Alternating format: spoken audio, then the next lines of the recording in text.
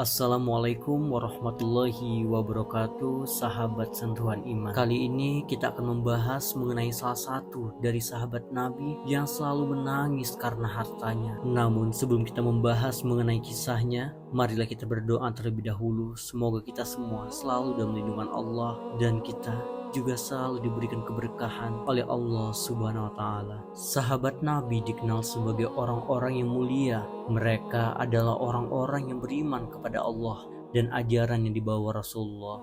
Mereka tidak pernah membantah apapun perintah Nabi karena mereka tahu bahwa perintah Nabi adalah perintah Allah juga. Abdurrahman bin Auf, salah satu sahabat Nabi yang dikenal paling kaya. Tidak ada sahabat terkaya dibandingkan dirinya.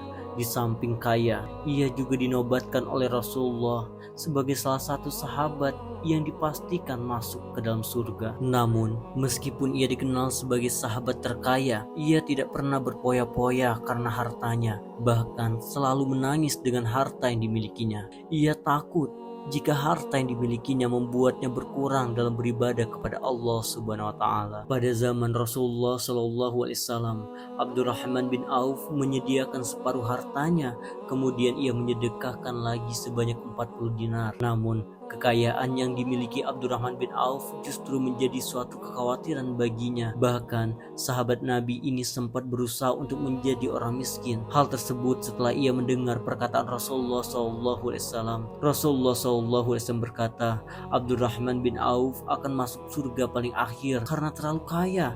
Ia akan dihisap paling lama. Sahabat Nabi ini tidak ingin dihisap paling lama. Ia mencoba untuk menjadi miskin supaya masuk surga lebih awal. Suatu ketika setelah perang Tabuk, kurma yang ditinggalkan sahabat di Madinah menjadi busuk. Hal tersebut menyebabkan nilai jual kurma menurun. Kesempatan itu tak disia-siakan oleh Abdurrahman bin Auf. Ia membeli kurma busuk dengan harga normal. Tentu saja semua sahabat bersyukur karena yang awalnya berpikir tidak laku, kini ludes dibeli oleh Abdurrahman bin Auf. Akan tetapi, usaha Abdurrahman bin Auf menjadi miskin gagal. Suatu ketika datang utusan dari Yaman yang sedang mencari kurma busuk. Utusan tersebut bercerita jika di negerinya sedang terserang wabah penyakit menular. Konon yang menjadi obat penyakit menular itu adalah kurma busuk. Abdurrahman bin Auf mau tak mau menjual kurma busuk itu oleh utusan Raja Yaman. Kurma busuk itu dibeli dengan harga 10 kali lipat dari harga kurma biasa. Apa yang dilakukan Abdurrahman bin Auf membuat Umar bin Khattab berkata, sungguh aku melihat Abdurrahman bin Auf telah berdosa. Ia telah menyumbang seluruh hartanya tanpa menyisakan untuk keluarganya.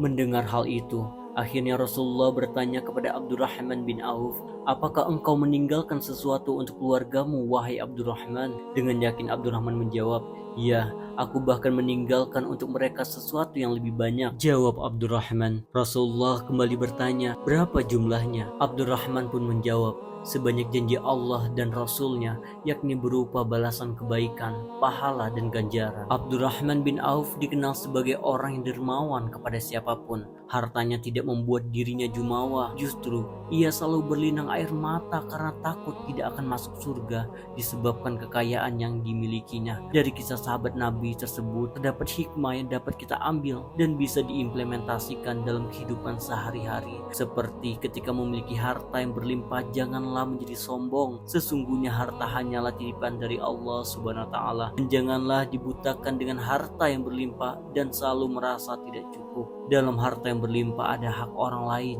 yang harus dibantu, bahkan diberikan kepada yang tidak punya.